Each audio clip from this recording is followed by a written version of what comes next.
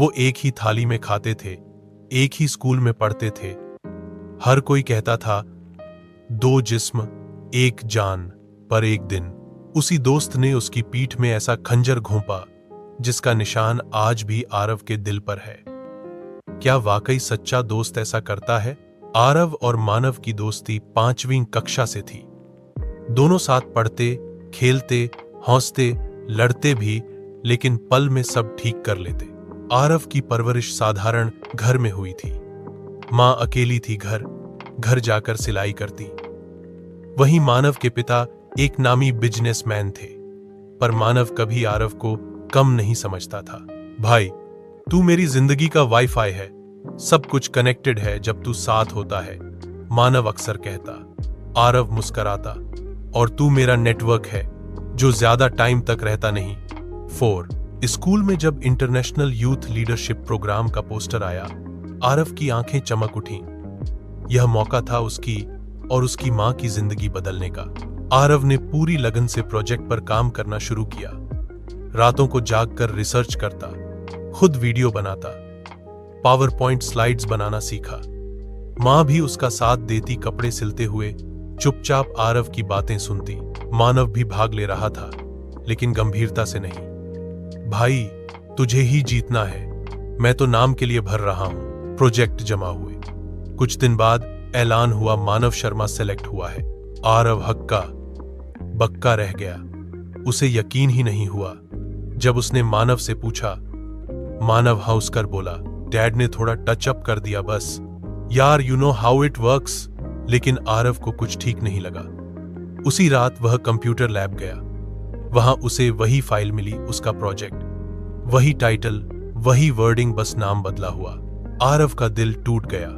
जिस दोस्त पर आंख बंद करके भरोसा किया, उसने ही उसकी मेहनत चुरा ली। मां के सामने वो फूट फूट कर रो पड़ा। मां ने सिर पर हाथ रखा। बेटा, लोग पैसे से बहुत कुछ खरीद सकते हैं, पर जमीर नहीं। आरव स्कूल से कुछ दिन दूर रहा। इधर सोशल मीडिया पर किसी ने दोनों प्रोजेक्ट के स्क्रीनशॉट शेयर कर दिए।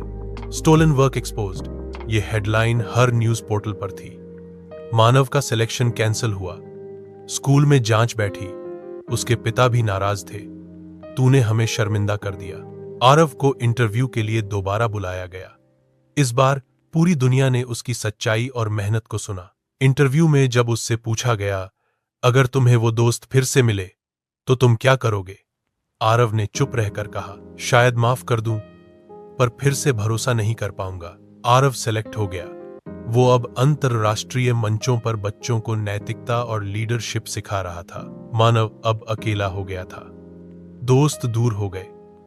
टीचर उसे घूरते थे, यहां तक कि उसके पिता ने भी उससे बात करना कम कर दिया। एक दिन वह आरव के घर आया, आंखों में आंसू, हाथ में वो पुरानी फोटो जिसमें दोनों स्कूल फेयर में हंस रहे थे। भाई, माफ कर दे, मैं बदल गया हूं। आरव कुछ पल चुप रहा, फिर बोला, मैं तुझे माफ करता हूं, क्योंकि मैंने तुझसे दोस्ती की थी, सौदा नहीं। लेकिन अब मैं वो आरव नहीं रहा जो सब भूलकर गले लगा ले। मानव की आंखें नम थीं। उसने धीरे से फोटो जमीन पर रखी और चला गया। आरव ने फोटो उठाई, धूल से भरी थी। उसने साफ की, फ्रेम में रख दी। कुछ रिश्ते टूटते नहीं, बस समय उन्हें परखता है। कुछ हफ्तों बाद मानव भी स्कूल छोड़ गया। सुना था कि किसी दूसरे शहर में पढ़ाई शुरू की है। आरव अब नई ऊंचाइयों को छू रहा था। टेडएक्स, अंतरराष्ट्रीय यूनिवर्सिटी भाषण, बच्चों के लिए डिजिटल लीडरशिप ऐप, उसकी मां की आंखों में अब सिर्फ फख्र था। पर आरव के कमरे की अलमारी में आज भी वो फ्रेम रखा है, उस पुराने दोस्त की याद में, जो शायद आज भी खुद से लड़ रहा है। 3 महीने बीत चुके थे। आरव ने कई देशों में भाषण दिए थे, पर एक दिन वो अकेले अपने कमरे में बैठा था, बचपन की पुरानी डायरी पढ़ते हुए, जिसमें मानव ने लिखा था, Aarav Jiya 1 Manav best friends forever एवर। आरव की आंखें नम हो गईं। क्या वाकई दोस्ती हमेशा के लिए होती है? अगले दिन आरव को एक ईमेल मिला। इंडिया यूथ अवार्ड 2025 के लिए उसे राष्ट्रपति भवन में बुलाया गया था। मां की आंखों में खुशी के आंसू थे। प्रेस कॉन्फ्रेंस, कैमरे, इंटरव्यू, आरव अब रोल मॉडल बन चुका था।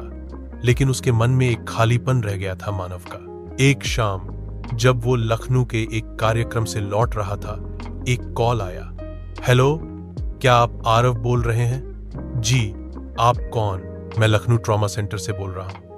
आपके दोस्त मानव का एक्सीडेंट हो गया है। आरव का दिल बैठ गया।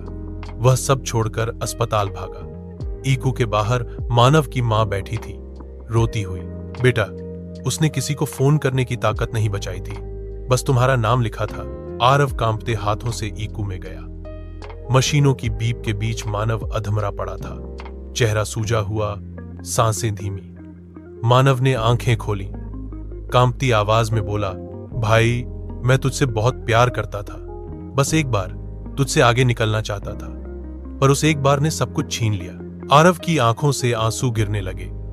उसने मानव का हाथ थाम लिया। तू अब भी मेरा दोस्त है मानव, और ये लड़ाई हम साथ जीतेंगे। अगले 12 दिन तक आरव रोज अस्पताल गया। इलाज के लिए उसने अपने अवार्ड की इनामी राशि भी दे दी। मानव धीरे धीरे ठीक हो रहा था, पर अब वो पहले जैसा तेज तर्रार लड़का नहीं था। अब उसमें पछतावे की आग थी और आरव के लिए बेपनाह इज्जत। अस्पताल से छुट्टी के बाद मानव एक अंगों में काम करने लगा, गरीब बच्चों को कंप्यूटर सिखाने। आरव एक दिन चुपचाप वहां गया, मानव को पढ़ाते हुए देखा। उसके चेहरे पर वही मुस्कान थी जो कभी स्कूल में हुआ करती थी। भाई, अब तू दुनिया को बदल रहा है। नहीं आरव, अब मैं खुद को बदल रहा हूं। उस दिन दोनों ने मिलकर एक नया प्रोजेक्ट शुरू किया, यंग लीडर्स ऑफ इंडिया, जहां बच्चों को नैतिकता, तकनीक और नेतृत्व की शिक्षा दी जाती थी। दोनों फिर से दोस्त थे, लेकिन इस बार भरोसे की नींव पहले से कहीं मजबूत थी। कभी जिसने धोखा दिया था, अब वही जिंदगी का सबसे बड़ा साथी बन गया।